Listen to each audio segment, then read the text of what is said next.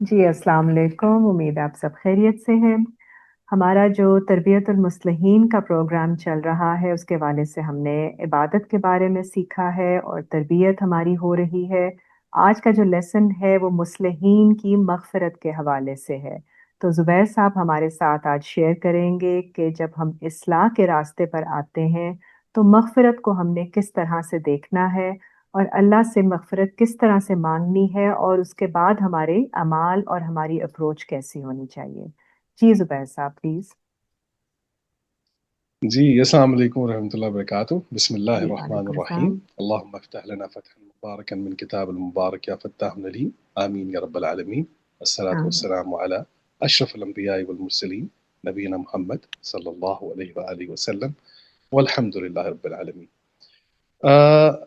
बिल्कुल जी, हमारा जो प्रोग्राम है वो है तरबियतुल मुस्लिहीन में मुस्लिहीन की इस्तिग़फ़ार कि मुस्लिहीन की मग़फ़िरत कैसे होगी और एक मुस्लिह जो है उसके नज़दीक अस्तग़फ़िरुल्लाह की तारीफ़ क्या है और उसके मानी क्या हैं, उसके मक़ासिद क्या हैं। तो ये आज का प्रोग्राम भी अपनी अहमियत का बहुत अपने अंदर बहुत अहमियत रखता है अपनी नौइयत में। तो इस तरफ जाने से पहले मैं आपको बताता चलूँ कि अरबी ज़ुबान में ये मादा है गफ़रा, गैन और फ़े और रे, गफ़रा। तो इस मादे का अमूमी मानी ये है, गफ़रा कहते हैं कि किसी ऐसी चीज़ को किसी शय के साथ ढाँप देना कि वो शय मैल कुचैल से बच जाए, यानी जिससे उसकी हिफाजत मतलूब हो, जिससे उसको महफूज कर लिया जाए, तो उसे गफ़रा कहा जाता है। तो इसकी बहुत सी अश्काल हैं, बहुत सी शक्लें हैं, लेकिन आज हम एक दो कदम और आगे जाएंगे और हमारी कोशिश होगी कि अमूमी तौर पर जितने भी कुरान के कारी हैं, जब वो कुरान करीम को पढ़ें और गफ़रा के मादे पर आएँ, तो उनके पास वन लाइन आंसर मौजूद हो। और हमारा मकसद ही ये है कि तफ़हीम को आसान बनाया जाए, तफ़हीमुल कुरान को आसान बनाया जाए और कॉन्सेप्चुअल होना चाहिए। जो है वो हर इंसान की अंडरस्टैंडिंग जो है वो कॉन्सेप्चुअल हो, ताकि वो लॉजिकली उस चीज़ को समझे भी और जाने भी।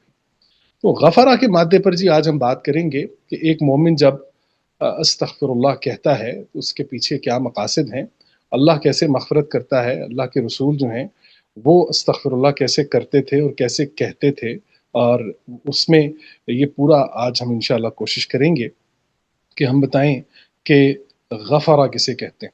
इससे पहले, इसकी तरफ जाने से पहले मैं थोड़ी सी एक मिसाल आपको दे दूं कि अरबी ज़ुबान में जो हेलमेट होता है, हेलमेट, उस हेलमेट को भी मिग़फ़र कहते हैं। मिग़फ़र, मिग़फ़र। तो और जो सब जो छोटी जेल होती है जो थाने के अंदर बनी हुई होती है, बड़ी जेल को तो सिजन कहते हैं, जो छोटी जेल होती है जो थाने में बनी होती है, इस थाने को भी मग़फ़र कहते हैं, मिग़फ़र भी कहते हैं। अच्छा जी, तो ये मिग़फ़र हेलमेट के लिए भी इस्तेमाल होता है और थाने के लिए। तो उसका मकसूद जो है इन दोनों चीज़ों में वो है हिफ़ाज़त। इसका मकसूद जो है वो हिफ़ाज़त है।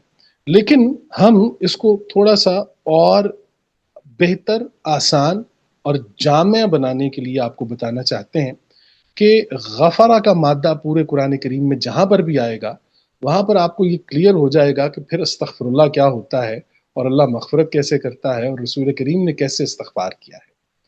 तो गफ़रा का जो बिल्कुल अर्क जिसे हम कह सकते हैं, निचोड़ जिसे हम कह सकते हैं, वो ये है कि अस्तग़फ़िरुल्लाह का मतलब है कि अल्लाह से वो असबाब और मौक़े तलब किए जाएँ कि जिसके ज़रिए इंसान शर में से खैर पैदा करने के काबिल हो जाए।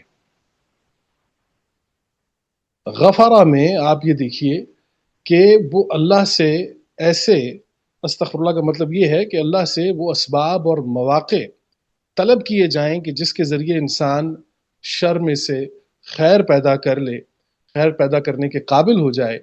तो ये जो सलाहियत है या इस सलाहियत की तलब है इस मौक़े की और असबाब की, इसे गफ़रा कहा जाता है। गफ़रा के इस मीनिंग को आप कुरान करीम की तमाम तर आयतों पर रख कर इसका वज़न देख सकते हैं کہ کیا یہ قرآن کریم کی تمام آیات کے اوپر کہ جہاں پر غفارہ کا مادہ استعمال ہوا ہے، کیا یہ معنی، یہ مفہوم جو ون لائن آنسر ہے، یہ اس پر پورا اترتا ہے کہ نہیں. لیکن انشاءاللہ تعالی آپ اس کو جب دیکھیں گے تو آپ کو پتہ چلے گا کہ غفارہ کا یہ معنی، اب اس کے لیے ہم دلیل دیں گے، ظاہر ہے دلیل دینا بہت ضروری ہے تاکہ آپ بہتر طریقے سے اس کو سمجھ سکیں اور جان سکیں. تو دیکھیے، غفارہ کے اندر جو سب سے خوبصورت چیز ہے وہ یہ ہے کہ وہ کسی چیز کی فراہمی یا کسی چیز کا مہیا ہونا آپ کو دکھائی دے گا. کسی چیز کی فراہمی یا کسی چیز کا مہیا ہونا جو ہے وہ آپ کو دکھائی دے گا. اچھا جی، اب غفرہ میں جب تحفظ ہمیں دکھائی دے رہا ہے تو اس کا مطلب ہے کہ نقصان سے بچایا جا رہا ہے. اب یہ نقصان سے بچاؤ بھی ہے، ٹھیک ہے جی، اس کے اندر تحفظ بھی ہے. اچھا جی، اب اس میں ایک انسان جو ہے وہ اسباب اور مواقع طلب کرتا ہے، مہیا اس کو مہیا کیے جاتے ہیں، وہ اللہ سے اسباب و مواقع طلب کرتا ہے. تو پھر اس استغفر اللہ میں ہم نے اللہ سے ہر وہ سبب، ہر وہ موقع طلب کرنا ہے کہ جس کے ذریعے ہم شر میں سے خیر پیدا کرنے کے قابل ہو جائیں. اب ایک انسان وہ یہ چاہتا ہے کہ مجھے اصلاح کا موقع فراہم کیا جائے، مجھے علم کا موقع فراہم کیا جائے، مجھے درستگی کا موقع فراہم کیا جائے، مجھے کسی بھی اخلاقی طور پر، معاشی طور پر، معاشرتی طور پر مجھے وہ مواقع فراہم کیا جائیں کہ جس کے ذریعے میں خیر پیدا کرنے کے قابل ہو جاؤں. تو جب یہ خیر پیدا کرنے کے قابل کی بات آئے گی تو وہاں پر غفرہ کا مادہ آئے گا، غفرہ کا مادہ آئے گا. تو میں ایک دفعہ پھر ریپیٹ کر دیتا ہوں کہ استغفر اللہ کا مطلب ہے کہ اللہ سے وہ اسباب اور مواقع طلب کیے جائیں کہ جس کے ذریعے انسان شر میں سے خیر پیدا کرنے کے قابل ہو جائے. ایک اور معنی بھی ہے، یہ ذرا تھوڑا آسان ہے، کہ انسان کو وہ اسباب اور مواقع فراہم کرنا کہ جس کے ذریعے انسان نقصان سے بچ جائے، اسے زندگی حاصل ہو جائے، تحفظ حاصل ہو جائے، اسے غفارہ کہا جاتا ہے. اچھا، اس کی آسان ترین مثال جو ہم ایک پیش کرتے ہیں وہ یہ ہے کہ غلطی سے بھی کسی زرخیز زمین پر اگر کسی انسان سے بیج گر جائے تو وہ زمین جو ہے وہ اس بیج کو اپنی آغوش میں لے لیتی ہے، اور جو ہی وہ بیج زمین کی آغوش میں جاتا ہے تو 7 قسم کی گیسز جو ہیں وہ اس ننھے سے بیج پر حملہ کر دیتی. 3 چیزیں اسے باہر سے ملتی ہیں اور 7 چیزیں اسے زمین سے ملتی ہیں. 7 قسم کی گیسز اس پر حملہ کرتی ہیں اور 3 چیزیں خارج سے، ہوا، پانی اور روشنی. ہوا، پانی اور روشنی اس کو خارج سے، باہر سے ملتی ہیں. 7 گیسز اس کو اندر سے ملتی ہیں، وہ اس ننھے سے بیج پر حملہ کر دیتی ہیں. تو پھر کیا ہوتا ہے جی کہ یہ پورا، یہ 7 گیسز ہو گئیں اور 3 خارج سے مل گئی، تو اسے عربی زبان میں 10، یہ پورے 10 ہو گئے، 7 اندر سے اور 3 باہر سے، تو اسے عربی زبان میں کہا جاتا ہے عشرہ، یعنی کہ 10. اور اس عشرہ میں چھپا ہوا معاشرہ بھی سامنے آ جاتا ہے کہ کیسے 3 چیزیں خارج سے آئیں اور 7 چیزیں زمین سے حاصل ہوئیں. تو یوں یہ ایک معاشرہ بنا، اور اس معاشرے نے اس بیج میں، اس ننھے بیج میں اتنی طاقت منتقل کر دی، ایسی نمود اس کے اندر منتقل کی کہ وہ اس سخت زمین کا سینہ چیر کر باہر نکل آیا. اب یہ معاشرہ، یہ جو تمام تر چیزیں جو فراہم کی گئی ہیں، یہ وہ تمام تر چیزیں کہ جو مہیا کی گئی ہیں کہ جن کے ذریعے اس ننھے بیج کے اندر زندگی پیدا ہوئی ہے، تحفظ پیدا ہوا ہے، انقلاب پیدا ہوا ہے، اور وہ سخت زمین کا سینہ چیر کر باہر نکل آیا ہے، یہ ایک معاشرہ بنا ہے. اور اس معاشرے کی جو بنیاد تھی کہ جس میں یہ تمام تر اسباب فراہم کیے گئے، مہیا کیے گئے، انہیں غفرہ کہا جاتا ہے. یہ غفرہ ہوا ہے کہ اس میں وہ تمام تر چیزیں پرووائڈ کی گئی ہیں کہ جس کے ذریعے اسے زندگی حاصل ہو، جس کے ذریعے اسے اسباب مہیا ہوں، جس کے ذریعے اس کو ذرائع ملیں، وسائل ملیں، یہ تمام تر چیزیں ملیں، اور وہ سخت زمین کا سینہ چیر کر باہر نکلا. اب یہ ایک عشرہ کا معاشرہ بنا ہے کہ جس میں مغفرت کام کر رہی ہے. یہ عشرہ کا ایک معاشرہ بنا ہے کہ جس کے اندر مغفرت کام کر رہی ہے. اسی طریقے سے حضرت انسان اگر اپنی مسجد میں، جہاں یہ ہم اکٹھے ہوتے ہیں، 5 وقت میں اکٹھے ہوتے ہیں، اور پھر ایک جمعے والے دن ایک بڑا اجتماع ہوتا ہے۔ تو اگر اتنے بڑے معاشرے کے اندر ہمیں وہ سسکتا بلکتا ہوا انسان جو خدا سے دعائیں کر رہا ہے، کیا ہمارا حق نہیں بنتا کہ ہم اس کے لیے استغفار کریں؟ کیا ہمارا یہ حق نہیں بنتا کہ ہم اس کے لیے مغفرت کا سبب بنیں؟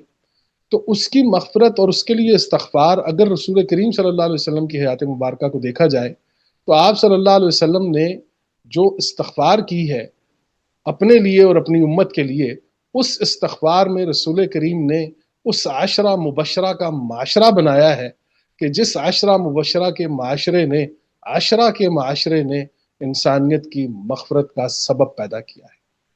وہاں ایک بلکتے ہوئے انسان کی دعائیں قبول ہونا شروع ہو جاتی ہیں۔ معاشرے میں اگر کسی انسان کو یہ دیکھ لیا جائے کہ یہ اتنی لمبی دعائیں کیوں کر رہا ہے، وہ کون سی چیز ہے کہ جو یہ اللہ سے طلب کر رہا ہے، پھر یہاں پر حضرت عمر بن خطاب رضی اللہ تعالیٰ عنہ یاد آتے ہیں کہ اگر میں نے تمہیں دعائیں کرتے ہوئے دیکھا تو میں یہ سمجھوں گا کہ تم عمر کی شکایت خدا کو لگا رہے ہو۔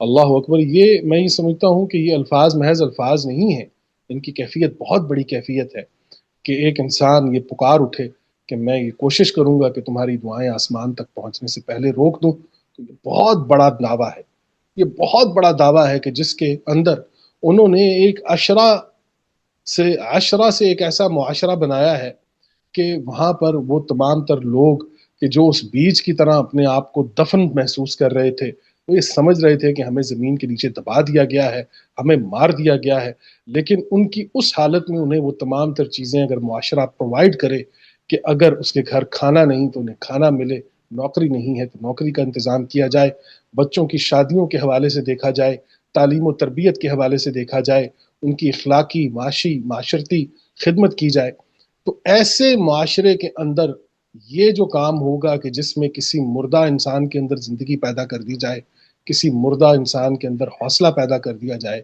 اسے مغفرہ کہا جاتا ہے۔ نبی کریم صلی اللہ علیہ وآلہ وسلم نے ساری زندگی اسی غفرہ کے قانون پر گزاری ہے، استغفار کی ہے، یہاں تک کہ قرآن کو یہ کہنا پڑا کہ اے نبی آپ ان کے لیے 70 مرتبہ بھی استغفار کریں۔ تو آپ اندازہ لگائیں کہ ایک انسان پر 70 مرتبہ، آپ یہ جانتے ہیں کہ عربی زبان میں 70 کا صیغہ جو ہے یہ لاتعداد چیزوں کے لیے استعمال کیا جاتا ہے۔ جب کوئی چیز لاتعداد ہو جاتی ہے تو وہ اس کو 70 مرہ میں لے جاتے ہیں، وہ کہتے ہیں کہ میں نے تمہیں 70 مرتبہ یہ بات کہی ہے، جس طرح ہم یہ کہتے ہیں کہ 100 دفعہ تمہیں یہ بات بولی ہے، تو اس کا مطلب یہ نہیں ہوتا کہ ہم نے 100 دفعہ ہی بولی ہے، وہ لا تعداد کاؤنٹنگ کے لیے استعمال ہوتا ہے لفظ۔ تو اللہ نے جب یہ فرمایا کہ نبی آپ ان کے لیے 70 مرتبہ بھی استغفار کریں، تو وہاں پر یہ جو لفظ ہے 70 مرتبہ بھی استغفار کریں، یہاں سے مقام محمد صلی اللہ علیہ وسلم اور مقام رحمت آپ کو دکھائی دے گا کہ نبی کریم صلی اللہ علیہ وسلم نے ایک انسان کو 70 مرتبہ موقع دینے کی بات کی ہے۔ قرآن کریم اس کی دلیل پیش کرتا ہے کہ آپ صلی اللہ علیہ وسلم جو ہیں وہ کسی بھی انسان کو کوئی موقع فراہم کرنے یا مہیا کرنے کے لیے 70 مرتبہ اس کو یہ چیز فراہم کرنے کے لیے تیار ہے۔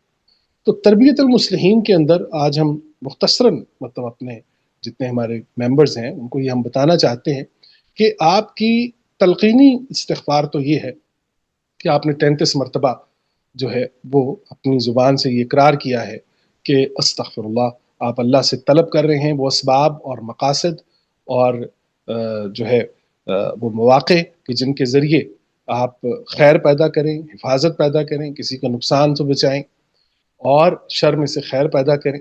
تو یہ آپ نے 33 مرتبہ تلقینی بات تو کر دی، اب یقینی بات یہ ہے کہ آپ اس کو اپنے عمل کے اندر لے آئیے۔ اب آپ کی مغفرت جو ہے کیا وہ کسی عشرہ کے ذریعے وہ معاشرہ بناتی ہے کہ جس کے ذریعے کسی انسان کی زندگی میں بہتری آئے؟ تو کوشش یہ کیجئے کہ 7 لوگ، اگر کوئی 7 لوگ کسی پریشان حال انسان کے خاندان سے اٹھ کھڑے ہوں اور 3 لوگ خارج سے آ کر ان کی مدد کریں تو یہ عشرہ کا معاشرہ بہت ہی خوبصورت بن جاتا ہے۔ یہ 7 لوگ اگر گھر سے، خاندان سے اور 3 لوگ باہر سے شامل ہوں تو یہ 10 لوگ جو ہیں یہ آپ کو دکھائی دیں گے۔ آپ یہ دیکھیے کہ یہ جو رمضان ہمارا گزرا اس میں ایک پہلا عشرہ ہے، ایک دوسرا عشرہ ہے، تیسرا عشرہ ہے، تو یہ تینوں عشرے جو ہیں یہ دراصل معاشرے تشکیل دیتے ہیں۔ اور ان معاشروں کی تشکیل جو ہے یہ مغفرت کے بغیر ناممکن ہے، استغفار کے بغیر ممکن ہے، یہ غفرہ کے بغیر ناممکن ہے۔ تو نبی کریم صلی اللہ علیہ وسلم نے اپنی پوری زندگی مومنین کی مغفرت کی بات کی ہے، مغفرت کے لیے کام کیا ہے۔ تو ہم نے بھی تربیت المصلحین میں ہماری کوشش یہ ہونی چاہیے کہ ہمیں یہ پتہ ہو کہ تربیت المصلحین میں ایک مصلح کی استغفار جو ہے اس کا فائدہ معاشرے کے اندر دکھائی دے، ایک مردہ انسان کے اندر زندگی پھونک دی جائے، یہی استغفار ہے۔ نبی کریم صلی اللہ علیہ وسلم نے یہی مغفرت کی ہے۔ اللہ کا مطلوبہ مقصد بھی انشاءاللہ تعالی یہی ہے کہ مردہ انسانیت کے اندر زندگی پھونک دی جائے۔ رسول کریم صلی اللہ علیہ وسلم نے یہی کیا ہے۔ تو اس کے لیے اگر ہم سورہ نوح 70 کی آیت نمبر 10 نکال لیجئے تو ذرا ہمارے لیے آسانی ہو جائے گی، اور یہاں سے ہمیں معلوم ہوگا کہ استغفار کیا چیز ہے، اور یہ جو دلیل ہم پیش کر رہے ہیں یہ آپ کو دکھائی دے گی۔ تو 71 کی 10 اگر آپ دیکھ لیجئے، اعوذ باللہ من الشیطان الرجیم، بسم اللہ الرحمن الرحیم، فَقُلْتُ اسْتَغْفِرُوا رَبَّكُمْ، تو میں نے کہا کہ اے لوگو اپنے رب سے استغفار کرو۔ وہ ہم بتایا تھا کہ آپ کو استغفار کا مادہ جہاں پر بھی آئے گا وہاں پر آپ دیکھیں گے کہ استغفر اللہ کا مطلب یہ ہے کہ اللہ سے وہ اسباب اور مواقع طلب کیے جائیں کہ جس کے ذریعے انسان شر میں سے خیر پیدا کرنے کی صلاحیت رکھتا ہو، لوگوں کو نقصان سے بچانے کی بات ہو رہی ہو۔ وَقُلْتُ اسْتَغْفِرُوا رَبَّكُمْ إِنَّهُ كَانَ غَفَّارًا، بے شک وہ بڑا معاف کرنے والا ہے۔ اللہ جو عام جو معنی ہے وہ بڑا معاف کرنے والا ہے۔ اب معاف کا لفظ بھی آپ دیکھیں گے نا تو اس میں عاف آپ کو دکھائی دے گا، اور عاف جو ہے یہ عافیت ہوتی ہے، وہ چیز کہ جس سے عافیت حاصل ہو جائے، یہ بھی آپ دیکھیں گے کہ غفرہ کے مادے پر ہی آتی، مطلب اس کا معنی لیا جاتا ہے۔ تو کہا کہ تو میں نے کہا کہ اے لوگوں اپنے رب سے معافی مانگو، بے شک وہ بڑا معاف کرنے والا ہے۔ یرسل السماء مدرارا علیکم مدرارا، وہ تم پر موسلا دھار بارش بھیجے گا۔ اب یہ غفرہ کے نتائج آپ کے سامنے آ رہے ہیں، یہ آپ دیکھیے کہ اللہ کی طرف سے پھر وہ جو چیزیں حاصل ہوں گی ان میں وہ آپ کی طرف بارش بھیجے گا، اور وہ بھی موسلا دھار۔ اور آپ جانتے ہیں کہ بارش جو ہے اس کا تعلق انسانی رزق کے ساتھ ہے، رحمت کے ساتھ ہے۔ وَيُمْدِدْكُمْ بِأَمْوَالٍ وَبَنِينٍ وَيَجْعَلْ لَكُمْ جَنَّةً وَيَجْعَلْ لَكُمْ أَنْهَارًا، اور مالوں میں اور بیٹوں سے تمہاری مدد کرے گا، اور تمہارے لیے باغات بنا دے گا، اور تمہارے لیے نہریں بنائے گا۔ تو آپ یہ دیکھیے کہ استغفار کے نتائج جو قرآن کریم پیش کر رہا ہے، ان نتائج میں ایک تو وہ آپ کو رزق سے آزاد کروا رہا ہے، وہ آپ کی مدد کر رہا ہے اموال کے ذریعے، مال کے ذریعے، اولاد کے ذریعے، جنتوں کے ذریعے، اور نہروں کے ذریعے۔ تو آپ یہ دیکھیے کہ جہاں پر مغفرت کا معاشرہ قائم ہو جاتا ہے، جہاں پر ہر انسان کو اپنی مغفرت کے بجائے دوسرے کی مغفرت کی فکر لگ جائے، یہاں پر استغفار کا میکنزم کام کرنا شروع کر دیتا ہے۔ اب جب ایک انسان یہ کہے کہ استغفر اللہ، تو یہ ایک تلقینی تو بات ہے کہ 33 مرتبہ آپ تلقین کی خاطر پڑھتے ہیں، رسول کریم صلی اللہ علیہ وسلم نے فرمایا ہے ہم پڑھتے ہیں، تو یہ خالی محض تلقینی بات نہیں ہے، یہ ایک یقینی میکنزم ہے۔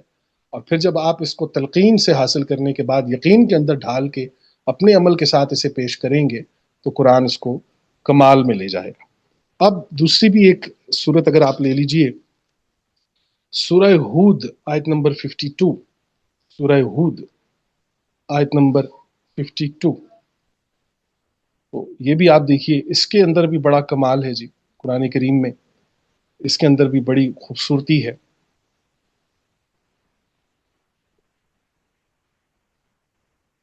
52 جی، اعوذ باللہ من الشیطان الرجیم، بسم اللہ الرحمن الرحیم، وَيَا قَوْمِ اسْتَغْفِرُوا رَبَّكُمْ ثُمَّ تُوبُوا إِلَيْهِ يُرْسِلِ السَّمَاءَ عَلَيْكُمْ مِدْرَارًا وَيَزِدْكُمْ قُوَّةً إِلَىٰ قُوَّتِكُمْ وَلَا تَتَوَلَّوْا مُجْرِمِينَ، اور اے میری قوم تم اپنے رب سے استغفار کرو اور اس کی بارگاہ میں لوٹو، رجوع کرو، توبہ کرو، وہ تم پر موسلا دھار بارش بھیجے گا اور تمہاری قوت کے ساتھ مزید قوت زیادہ کر دے گا، اور تم مجرم بن کر منہ نہ پھیرو۔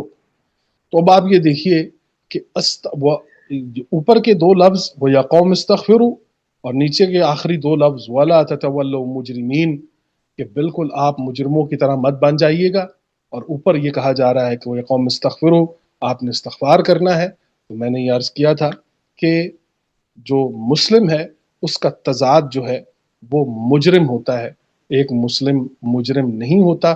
اور ایک مسلم جو ہوتا ہے جب وہ مومن کے درجے پر پہنچتا ہے تو پھر اس کے بعد وہ ایک ایسا معاشرہ تشکیل دیتا ہے کہ جس میں وہ شر سے خیر پیدا کرنے کی صلاحیت حاصل کر لیتا ہے. تو یہاں پر بھی آپ یہ دیکھیے کہ اللہ نے یہ فرمایا ہے کہ وہ زیادہ کر دے گا تمہاری قوت کو، وہ تمہاری قوت میں اپنی قوت شامل کر دے گا. تو یہاں پر بھی آپ دیکھیے کہ استغفر اللہ اپنے نتائج کے ساتھ سامنے آیا ہے. تو جہاں پر ایک اور بھی آیت، وہ ابھی فی الحال ذرا میں نے اس کو لکھا نہیں ہے لیکن عمومی طور پر معروف آیت ہے کہ ہم اس وقت تک کسی قوم کو جو ہے وہ تباہ نہیں کریں گے اگر اس میں مستغفرین موجود. یہ غالباً سورہ الانفال کی آیت نمبر 33 ہے، 8 کی 33 ہے سورہ الانفال کی. وہ بھی اگر آپ دیکھ لیجئے تو اس میں بھی ایک بڑا خوبصورت پیغام ہے. دیکھ لیتا ہوں جی. 33. اعوذ باللہ من الشیطان الرجیم، بسم اللہ الرحمن الرحیم. وما كان اللہ لیعذبهم وانت فیہم. اور اللہ کی یہ شان نہیں کہ انہیں عذاب دے جب تک کہ آپ صلی اللہ علیہ وسلم، آپ اے رسول، آپ ان میں موجود ہیں. وما كان اللہ معذبهم وهم يستغفرون. اور اللہ انہیں عذاب دینے والا نہیں جبکہ وہ یستغفرون استغفار کرنے والے ہوں. تو پتہ ہے کہ عذاب کو ٹالنے کا ایک ہی ذریعہ ہے، ایک ہی ذریعہ ہے، اور وہ ذریعہ یہ ہے کہ شر میں سے خیر پیدا کر لی جائے. وہ اسباب اور وہ مواقع اللہ سے طلب کر لیے جائیں کہ جن سے حفاظت ہو سکے، جن سے نقصانات سے بچا جا سکے. تو ہم نے اس پورے پروگرام میں کوشش یہ کی ہے کہ تربیت المصلحین میں ہمارے لیے ہماری استغفار بامقصد ہو، اس سے ہماری زندگی کا مقصد ہمیں سامنے دکھائی دے. تربیت المصلحین محض لفاظی کی حد تک محدود نہ رہے بلکہ یہ تلقینی سفر سے یقینی سفر کی طرف سفر کرے. اللہ پاک آپ تمام احباب کو اپنی رحمتوں میں، برکتوں میں محفوظ رکھے. آمین یا رب العالمین. السلام علیکم ورحمۃ اللہ وبرکاتہ. جی وعلیکم السلام، آمین. بہت شکریہ زبیر صاحب، آپ نے استغفار کا معنی اور کس طرح سے اللہ تعالیٰ اس کا نتائج کس طرح سے قرآن میں بتائے گئے ہیں وہ سیکھنا بھی بہت ضروری ہے، کیونکہ انہی نتائج سے ہمیں پتہ چلتا ہے کہ ہم نے استغفار صحیح طریقے سے کی کہ نہیں کی، اور ہم نے اپنے اسباب کا صحیح استعمال کیا کہ نہیں کیا، کہ جو اللہ تعالیٰ نے ہمیں اور موقع فراہم کیے ان میں سے ہم نے اس جو بھی غلطی کی یا جو بھی شر تھا اس کو ہم نے بدل کر خیر کی طرف چینج کیا کہ نہیں کیا. تو یہ ہم نے سیکھا، اور ساتھ ہی ہمارا جو مصلحین کے حوالے سے جو ہمارا ایک فرض بنتا ہے اپنی اصلاح کے حوالے سے، کہ استغفار کے ذریعے ہم اپنی حالت کو بہتر کریں، اپنے معاملات کو بہتر کریں، اور معاشرہ بنا کر اپنے آس پاس جتنے بھی لوگ ہیں ان کے ساتھ بھی ان کے بھی استغفار میں مدد کریں، تاکہ ایک پورے معاشرہ جو ہے وہ ترقی کی طرف بڑھ سکے اور بہتری کی طرف. جی بہت شکریہ. ممبرز میں سے اگر کوئی سوال پوچھنا چاہیں گے تو آپ اپنا مائک ان میوٹ کر کے بات کر لیجئے. ہاں جی، تو بس میں نے اپریشیٹ کرنا تھا کہ ماشاءاللہ بہت اچھا سیشن، اور استغفار کے بارے میں یہ میرے ذہن میں بہت لائک کنفیوژن سارٹ آف رہتی تھی. اور ایک دفعہ I believe once I have message, میں نے زبیر صاحب کو شاید یہ میسج بھی کیا تھا کہ بیکاز اٹ سم ٹائمز جب میں پرویز صاحب کو بھی پڑھتی رہی نا، تو جی میرے جی ذہن میں یہ لائک پہلے جیسے ہوتا تھا کہ میں خود بھی بیٹھ کے بہت استغفر اللہ کی تسبیح کرنا اور اس طرح نا. اور جب میں نے پرویز صاحب کو تھوڑا سا پڑھا، شاید صحیح نہیں پڑھ سکی یا میری جو تھوڑی بہت ناقص عقل، تو مجھے لگا کہ شاید زبان سے استغفار کرنے کا کوئی فائدہ ہی نہیں ہے نا، آپ کو پریکٹیکلی اپنے عمل میں اس کا اظہار نظر آنا چاہیے نا. تو وہ پھر میں تھوڑا سا اس چیز سے پھر سائڈ پر ہو گئی، لیکن بس یہ چیز مجھے اندر سے بہت پریشان بھی کرتی تھی کہ چلیں ٹھیک ہے، اگر لائک ٹھیک ہے عمل سے تو آپ نے کرنا ہی ہے، لیکن اگر آپ کی زبان لائک مطلب استغفار میں مصروف رہتی ہے اور آپ زبان سے بھی استغفار کرتے ہیں تو اس میں دیر از نو ہارم نا. تو پھر شاید میں نے زبیر صاحب کو میں نے میسج بھی کیا تھا اور انہوں نے پھر مجھے ایسے ہی رپلائی کیا تھا. تو وہ آج کا جو یہ سیشن تھا تو بہت زیادہ اس سے کلیئرٹی ملی ہمیں نا، مجھے بہت زیادہ کلیئرٹی ملی نا. تو آپ کا بہت شکریہ کہ آج ہم نے اس ٹاپک کا ہم نے سلیکٹ کیا اور اس کو اس طریقے سے آپ نے جیسے क्लियर कर, तो आई होप कि इंशाल्लाह कि हम अपनी ज़िंदगी में भी तब्दीली ला सकें, और अपने आसपास जो भी हमारा डोमेन है, जो हमारा स्फेयर, जो हमारा लोकस ऑफ कंट्रोल है, हमारे साथ फैमिली है, हमारे साथ वर्क प्लेस पे पीयर ग्रुप्स हैं, तो सबके साथ हम कुछ ना कुछ अपना कंट्रीब्यूट कर सके ना। चलें, थैंक यू सो मच, बहुत शुक्रिया। बहुत शुक्रिया अस्मा, थैंक यू।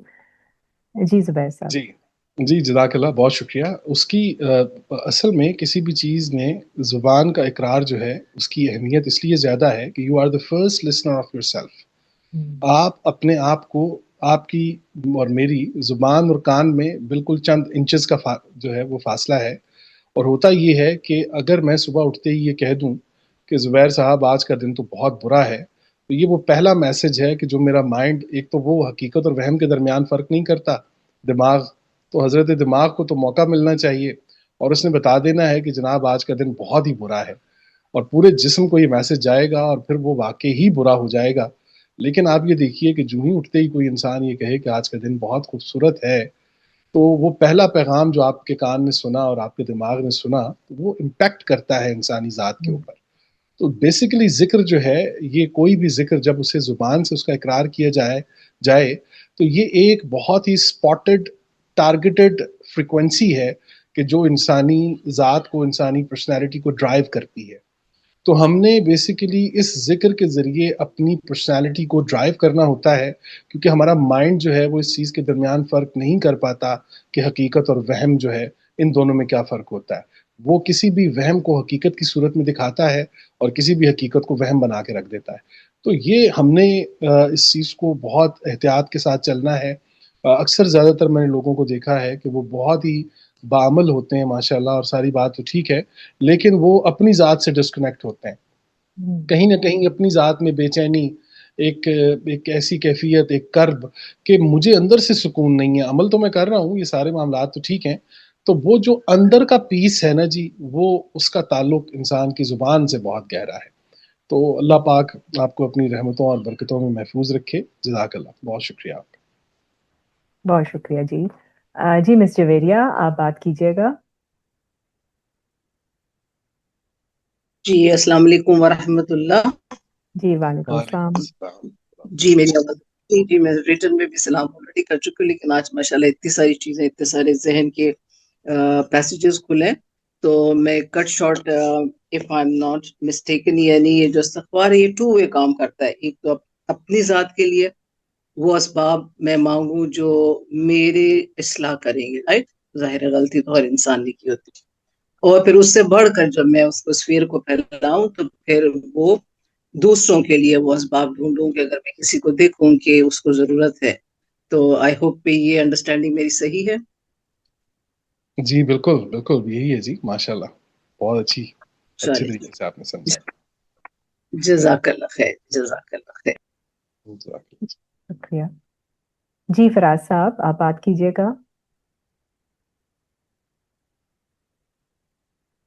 जी, सबसे पहले तो जिस तरह ज़ुबैर भाई ने ये मानी बयान किए हैं, और इससे पहले हम अल्लाह ताला के अस्माउल हुस्ना में भी अल गफूर की सिफ़त को समझ चुके थे।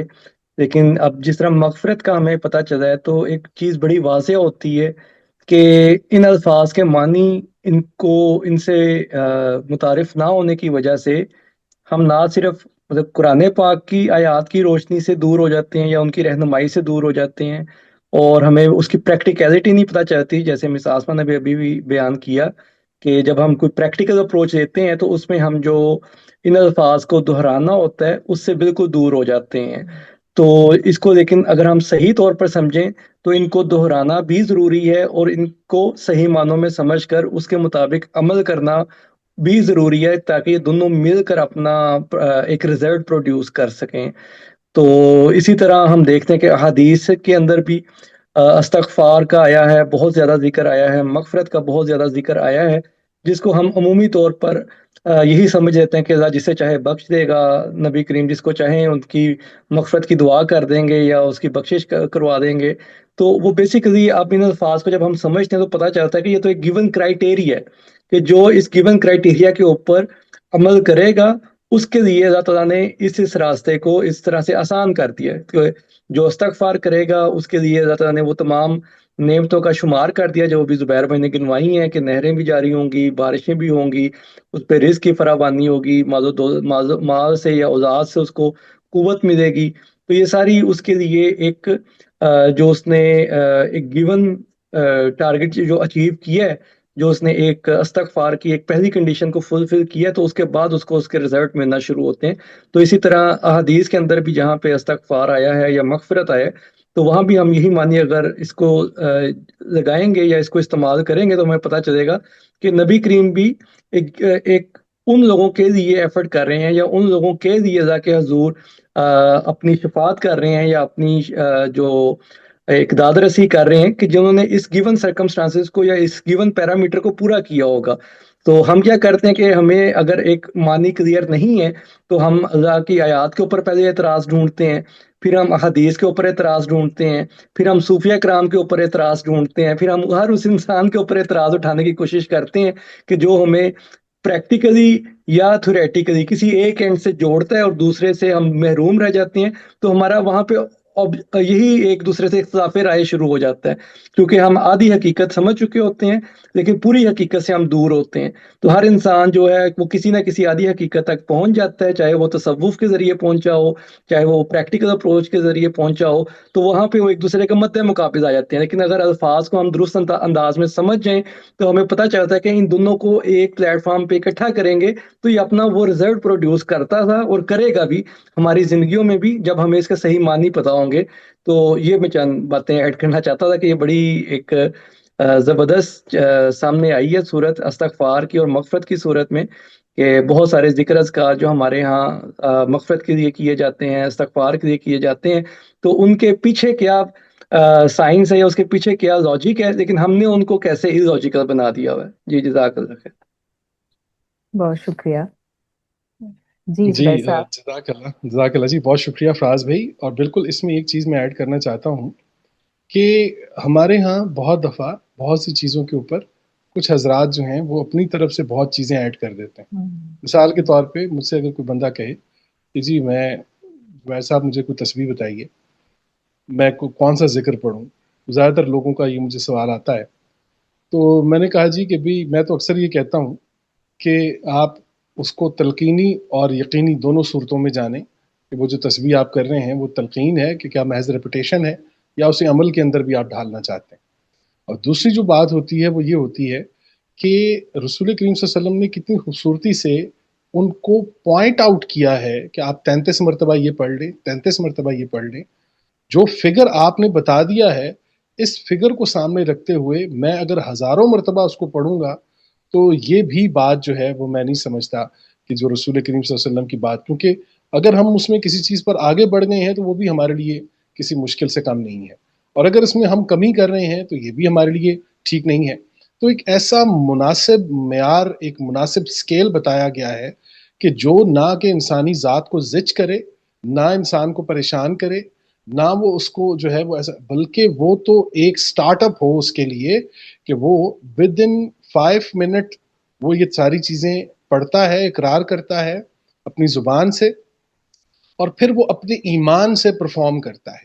तो ज़ुबान से जो चीज़ हमारे आती है वो हमारा जिक्र जो है वो फिर हमारे ईमान के ज़रिए, हमारी जान के ज़रिए जो है हम उसको परफॉर्म करते हैं। तो हमने जो रसूल करीम सल्लल्लाहु अलैहि वसल्लम ने फिगर्स बताए हैं, कोशिश करें कि उन फिगर्स को सामने रखें। बहुत ज़्यादा काउंटिंग और बहुत ज़्यादा इन तमाम तर चीज़ों में जाने से इंसान जो है वो एक तो हिदायत से दूर हो जाता है और जो है वो ज़िच हो जाता है इन तमाम तर चीज़ों से। तो ये इन चीज़ों से बचें। जो फिगर्स रसूल करीम सल्लल्लाहु अलैहि वसल्लम से बयान हुए हैं उन फिगर्स को देखें, और वो फिगर वाकई बहुत इफेक्टिव हैं। और वो मैंने बताया ना कि एक 100% बैटरी के लिए ये फिगर्स बहुत हैं। वो उसके बाद आपने जो करना है वो फिर आप करके दिखाएं। अगर आपने कुछ नहीं करना तो फिर आप 1 लाख दफ़ा भी पढ़ लें, वो महज तलकीन है, और अल्लाह तलकीन के ऊपर आपको अजर दे, इसके ऊपर हम कोई बात नहीं कर सकते। लेकिन ये है कि तलकीन को यकीन पर जो है वो यकीन के साथ मिला के हमें देखना होगा। तो जज़ाकल्लाह जी, बहुत शुक्रिया आपका फराज भाई। बिल्कुल जी जी, बहुत शुक्रिया जुबैर साहब। सारी बात जो हम समझते हैं, क्योंकि हमारा जो एक तरीका है, जो तरीका कार है कि बस हम इस्तगफार पढ़ लेते हैं तो हम समझते हैं कि इस्तगफार हो गई। क्योंकि बस उसका पढ़ना ही काफ़ी है कि हमने अल्लाह ताला से मग़फ़िरत की दुआ तलब कर ली, जो कि हम हर दुआ में अपनी मांगते हैं, और हम समझते हैं कि बस वहीं से माफ़ी हो गई, अगर अल्लाह चाहेंगे तो हमें माफ़ कर देंगे। ये पर्सपेक्टिव के मग़फ़िरत इस तरह से तलब की जाए कि हमें असबाब मिलें या हमें मौक़े मिलें कि हम कुछ तब्दीली ला सकें अपने रवैये में, अपने अमाल में, अपने कामों में, कोई हम चेंज लेकर आएँ जिसकी वजह से जो हमें अभी जिस चीज़ से गुज़रना पड़ रहा है, वो बदल जाए। तो ये वाली सोच रखना ये बहुत इम्पोर्टेंट है कि हम क्या करें ऐसा कि हमारी हालत बेहतर हो जाए। ये है इस्तिग़फ़ार, जिस तरह आपने समझाया कि शर में से खैर पैदा करना, और अपने कोई गलत काम जो भी हो रहे हो और जो कि हमें अगर ना पता हो तो अल्लाह ताला हमें उसके लिए मौक़े फ़राहम करें ताकि हमें समझ में आए और हम अपने अंदर वो चेंजेस लेकर आएँ। मैं एक और आयत भी आपके साथ शेयर करूंगी। ये सूरह बकरा की आयत 186 है। व इज़ा सआलका इबादी अन्नी फ़इन्नी करीब, और जब मेरा बंदा सवाल करे आपसे मेरे बारे में तो फिर मैं बिल्कुल करीब हूँ बेशक। उजीबु दावत दाए, मैं जवाब देता हूँ हर दुआ करने वाले की दुआ को। इज़ा दाआन, जब वो दुआ करे, जब वो पुकारे। फल यस्तजीबू ली, तो फिर चाहिए कि वो भी मुझे जवाब दे। तो ये आगे जो कंटिन्यूटी है कि हम जब भी अल्लाह को पुकारते हैं तो अल्लाह हमारे लिए कोई मौक़े, कोई चीज़, कोई इशारा भेजते हैं, तो फिर चाहिए कि हम भी उसका जवाब दें। वल युमिनु, और ईमान लाए, वल युमिनु बी, और मुझ पर ईमान लाए, लअल्लहुम यरशुदून, ताकि वो रुश्द पा सके। तो ये बहुत इम्पोर्टेंट है कि दुआ के बाद हमें कोई ना कोई हमें इशारा, कोई ना कोई समझ, कोई ना कोई आगाही, कोई शऊर अल्लाह की तरफ से आएगा, जिसकी बेसिस के ऊपर हमने तब्दीली लेकर आनी है अपने अंदर। हमने कोई काम को बेहतर तरीके से करना है, कोई चीज़ करनी है ऐसे। वरना अगर हम इस बात पे छोड़ दें कि हमारी तरफ से काम हो गया, हमने दुआ मांग ली, इस्तग़फ़ार कर ली और बात पूरी हो गई, तो ये वाला जो एक हमारा एक मिसकंसेप्शन है जो रवायती तौर पे हमें समझ में आता जा रहा है कि हम जितना गिड़गिड़ा के दुआएं मांगेंगे वो उतनी ही जल्दी कबूल होंगी। तो कबूलियत का मतलब ये है कि अल्लाह तो सुनते हैं हर एक की बात, लेकिन आप क्या सुनते हैं कि जो अल्लाह इशारा भेज रहे हैं आपकी तरफ, या अल्लाह कोई आपको मौका भेज रहे हैं, कोई सबब भेज रहे हैं जिसका इस्तेमाल करके आप अपने लिए इस्तग़फ़ार पैदा कर सकें। देखिए, इस आयत को आप देखिए कि मैं चाहूंगा कि आप इसे दोबारा पढ़ें।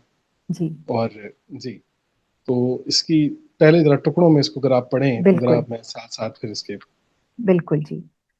व इज़ा सआलका इबादी अन्नी। जी, जी अगर आपसे कोई मेरा बंदा मेरे बारे में पूछे व तो इन्नी सवाल, करीब।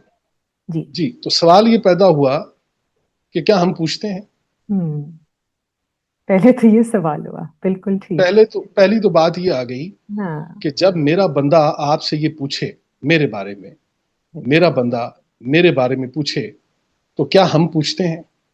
पहला हम्म, सवाल। हम ठीक। में से कितने लोग हैं कि किन्होंने अल्लाह से पूछा है अल्लाह के बारे में? किसने पूछा है? हम्म, कौन ये सवाल कर रहा है? हमारे माशरे में कितने लोग हैं कि जो ये पूछ रहे हैं? कितने पूछे? ये एक अहम तरीन सवाल है। अब आगे बढ़िए। जी व इन्नी करीब। मैं करीब हूं।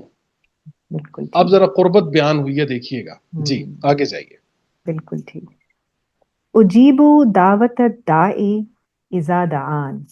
जी, मैं, अब देखिए, दुआ में और दावे में क्या फर्क होता है? दावा में और दुआ में क्या फर्क होता है?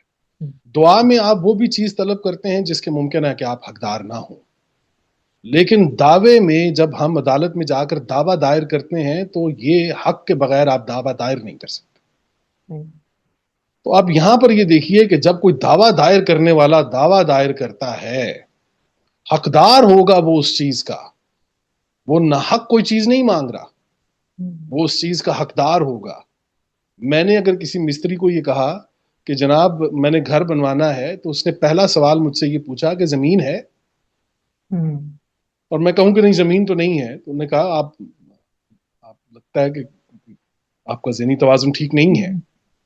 تو وہ اللہ کی ذات جو ہے وہ ہمیں جب یہ کوئی چیز، جب وہ مکان کی بات کر رہی ہے تو پھر وہ یہ پوچھ بھی رہی ہے کہ زمین ہے کہ نہیں ہے، زمین بنائی ہے آپ نے؟ تو اب یہ سوال تو پہلے ہی ہوا کہ میرے بارے میں آپ نے پوچھا ہے کہ نہیں پوچھا، اور اگر آپ نے پوچھا ہے تو پھر آپ وہ اس دائی کے مقام پر آئیں، اور دائی کا وہ مقام ہو کہ وہ اپنا دعویٰ جانتا ہو کہ میں کس چیز کا حقدار ہوں، اور وہ دعویٰ دائر کرے تو پھر میں اسے جواب دیتا ہوں۔ ٹھیک ہے، ٹھیک ہے، آگے بڑھیے جی۔ جی فَلْيَسْتَجِيبُوا لِي، جی جی، جی آگے بڑھیے۔ وَلْيُؤْمِنُوا بِي جی لَعَلَّهُمْ يَرْشُدُونَ۔ جی، تو اب اس کا ترجمہ کیا لکھا ہے جی؟ فَاسْتَجِیبُوا لِی، فَلْيَسْتَجِیبُوا لِی، تو پھر چاہیے کہ وہ بھی جواب دے مجھے، مجھے۔ وَيُؤْمِنُوا بِی، جی ہاں مجھے، جی، اب سنیے گا ذرا یہ بات کہ اگر میں تمہارے سوال پر جواب دے رہا ہوں جی تو پھر میرے سوالوں پر تم کیوں چپ ہو جاتے ہو؟ بالکل، جب میں قرآن میں یہ سوال کرتا ہوں کہ افلا تعقلون، افلا تبصرون، افلا یتدبرون القرآن، جو بھی میں سوال کرتا ہوں اس سوال پر تم چپ ہو، اور مجھ سے تمہارا مطالبہ یہ ہوتا ہے کہ جناب اللہ جی آپ نے سارے سوالوں کا جواب دینا ہے۔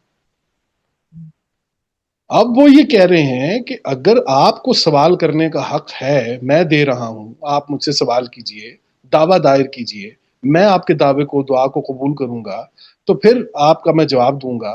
تو اگر میں آپ کے ہر سوال کا جواب دے رہا ہوں تو میرے سوالوں پر آپ کیوں خاموشی تان لیتے ہیں؟ اور پھر اس کے بعد آپ میرا جواب دیجئے، اور یہ خالی جواب مجھے نہیں چاہیے کہ یہ خالی زبان تک ہو، یہ آپ کے ایمان کے اندر دکھائی دینا چاہیے۔ بالکل، جی اب آگے جائیے جی۔ لَعَلَّهُمْ يَرْشُدُونَ۔ لعلہم یرشدون، اور رشد میں اور ہدایت میں فرق دیکھیے کہ ہدایت جو ہوتی ہے اور رشد جو ہوتی ہے، ان دونوں میں کیا قرآن فرق کرتا ہے کہ ہدایت میں مجھے ہدایات ملی ہیں، میں ان کے اوپر قائم رہوں، میں بھی نہ رہوں۔ ہدایت میں بھی اب ہدایت دی ہے بنی اسرائیل کو، ہم نے ہدایت دی بنی اسرائیل کو، اب اس پہ قائم رہے نہیں رہے، ایک مومن ایک مسلم کو ملی، وہ ممکن ہے قائم رہے نہ رہے، لیکن جو رشد ہے یہ ہدایت کے ملنے کے بعد اس کے اوپر پابندی کا نام ہے، قائم ہو جانے کا نام ہے۔ تو پھر میں انہیں رشد دیتا ہوں، ہدایت نہیں دیتا، کنفرمڈ منزلیں دیتا ہوں ان کو میں، پھر وہاں میری بات کنفرم ہوتی ہے۔ تو یہ تو بالکل قرآن کریم ہے، اور اس کا تو ایک ایک لفظ اتنا کمال ہے کہ انسان جو ہے وہ اس کو جتنی گہرائی سے جاننا چاہے وہ مزید اس کے اوپر اپنے وہ جواہر کھولتا چلا جاتا ہے۔ جزاک اللہ، بہت شکریہ۔ بالکل جی، جزاک اللہ، بہت شکریہ زبیر صاحب۔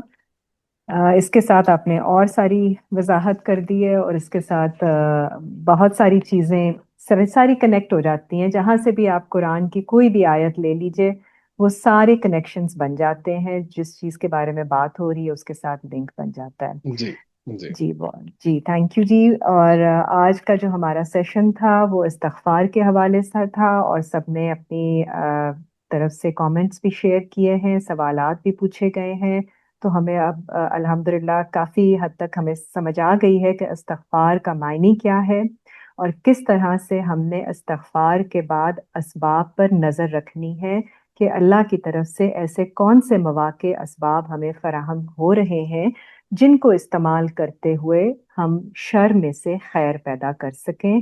جو ہمارے سے کوتاہیاں یا غلطیاں یا کوئی گناہ سرزد ہو جاتے ہیں، اس کے بعد ہم استغفار کرتے ہیں تو ہمیں اللہ موقع فراہم کرتے ہیں کہ ہم اس کو بہتر کر سکیں، اس کو ٹھیک کر سکیں، اصلاح کر سکیں۔ تو اللہ تعالی ہم سب کو ہمت عطا کرے، اور ہمیں اس طرح کی توفیق عطا فرمائے کہ ہم استغفار کرنے کے بعد اس عمل پر بھی نظر رکھیں اور اس کو کریں جو کہ ہماری طرف ڈیو بنتا ہے، کہ ہم اس کو کرنے کے بعد اپنی جو بھی اعمال میں اور اپنے کردار میں اور اپنے معاشرے میں، صرف اپنے تک ہی نہیں معاشرے میں بھی بہتری لانے کے قابل ہو سکیں۔ جی آپ سب کا بہت شکریہ، زبیر صاحب آپ کا بہت شکریہ آج جزاک کے اللہ، لیسن کے لیے۔ اور انشاءاللہ نیکسٹ فیڈ بیک سیشن میں پھر اس کے بارے میں اور بات چیت ہوگی، اور اس کے حوالے سے جو کچھ آپ نے سیکھا ہے اس کے بارے میں آپ سوالات یا پھر اپنے تجربات پریپیئر کر کے لائیے گا، تو انشاءاللہ پھر ڈسکشن کریں گے۔ آج کے لیے شمولیت کا بہت شکریہ۔ اللہ حافظ۔